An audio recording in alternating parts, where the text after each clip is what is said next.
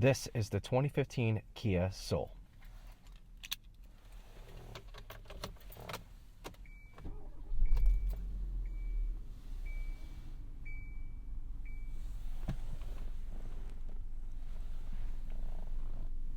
The Kia Soul quickly became one of the most popular vehicles in its segment. It surpassed the Nissan Cube and the Scion XB, which I also have a video on. Feel free to check out that video in the description. And when the Kia Soul was released, it was proposed as one of the greatest deals to have for under $18,000. The residual value for one of these things holds stronger than the Nissan Cube and the Scion XB. This is the second generation of the Kia Soul, and this was introduced in 2013 as a 2014 model. This generation added 28% improvement to torsional rigidity, thus making the handling better and the suspension smoother. There was also a 66% improvement to the chassis, which allowed more suspension travel. This second generation is essentially a complement to the first generation's success by adding more strength and ride quality. This car came in 3 trims. This is the base model, the Plus trim, and the X-Claim trim, which is the top trim. The base model comes standard with 16-inch rims, but if you were to upgrade to the X-Claim model, you would be introduced to 18-inch rims. You'll also have the available option of a 7-speed dual-clutch transmission, upgraded appearances to the exterior, such as red accents, leather-wrapped steering wheel, and a keyless entry. However, going back to the transmission, the base model does come with a 6-speed automatic and an optional 6-speed manual as well. Although it appears to be a spacious cabin, some that are taller might have a problem with the optional sunroof, as it does confine some of that space.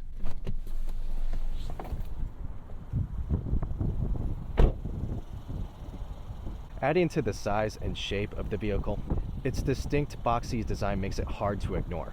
There's a lot of practicality buried underneath its comfort and style. It has 101 cubic feet of passenger volume. With the sunroof option, it bumps it back down to 96.8 cubic feet. The overall length of the vehicle is 163 inches. The wheelbase is 101.2 inches apart. It's 70.9 inches wide, 63 inches tall, and the ground clearance is 5.9 inches. Going back to the tires, this is a 205/60R16s on 16-inch rims.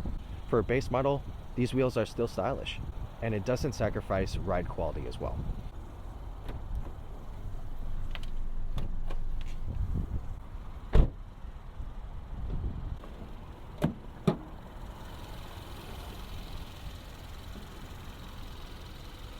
This is the base 1.6 liter i4. It produces 130 horsepower with 118 pound-feet of torque.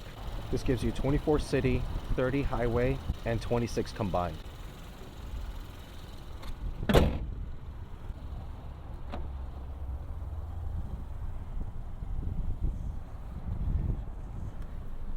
Getting into the back seat of my driving position. There's good space here. Not a bad size. It's actually pretty comfortable back here. But there is no center armrest, no cup holders, just plenty of good room back here. I should mention that although there is no center cup holders, there is some storage for like a bottle in here in the door.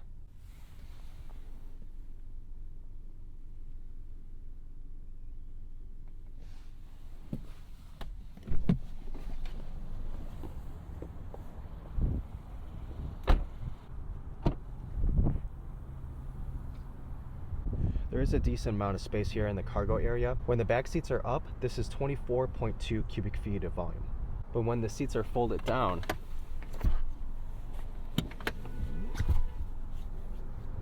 you get an additional 61.3 cubic feet of storage here.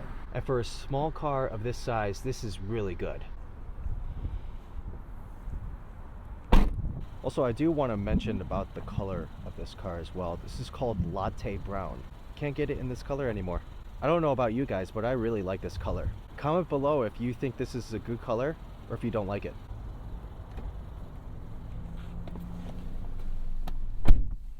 This Kia Soul has a nice layout of center controls here. Really simple and tactile to operate with. Also have an active eco mode here too. This obviously helps improve the fuel economy, but it also lowers the torque value. You have a volume knob here, seek and track, clock, category options, and a tuner knob here as well. When you select e-services here, you get roadside assistance, vehicle diagnostics, parking minder, e-services guide, and settings. It's a really small touchscreen too.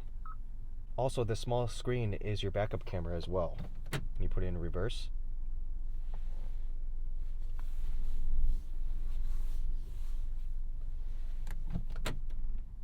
You get your phone and setup options here too. FM, AM, satellite, and media. Nice placement for your hazards. Dual front speaker setup here, just on the top of the vents. A nice flat surface here, even for your phone mount. And you got a passenger visor here with the mirror, light on top, and it does extend out.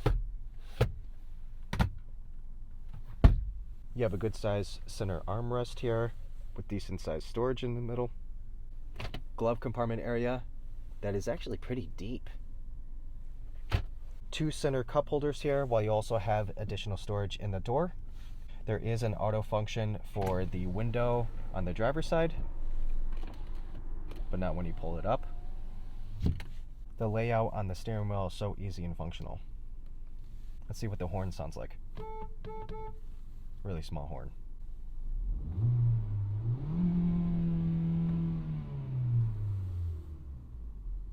Let's take this out and see what it's like to drive.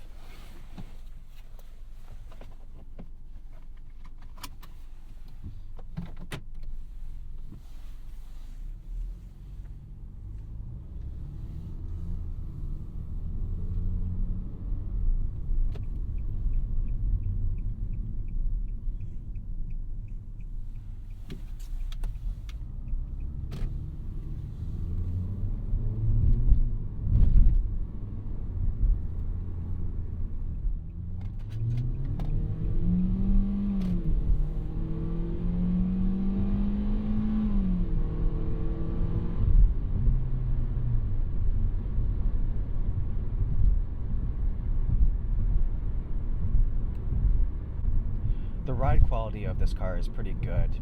The suspension is a little bit on the stiffer side though, however. And there is a decent amount of cabin noise. The steering is really good and responsive.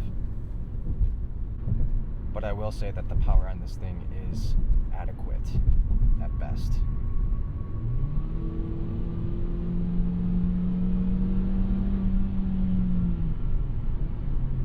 It does take a while to get it going.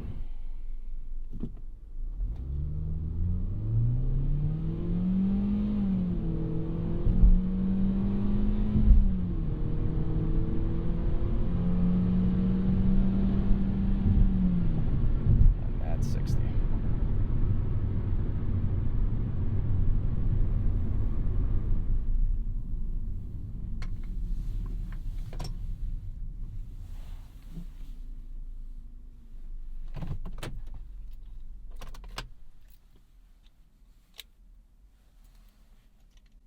So is the Kia Soul something that you should consider, especially for a used one like this? Personally, I would say no. Reason being is that I would think the long-term ownership for this vehicle is not worth it. Kias operate better when the warranty is still active. A lot of the major problems associated with the Kias are engine failures and engine knocking. Now, if you want to gamble on something that is beyond the warranty coverage, you should probably expect these engines to last around 200,000 miles. But if you want something as old or older than this, I would recommend the Scion XB.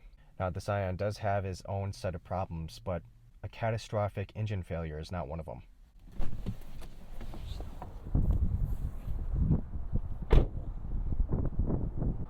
So what do you guys think about this car? Would you consider something like this?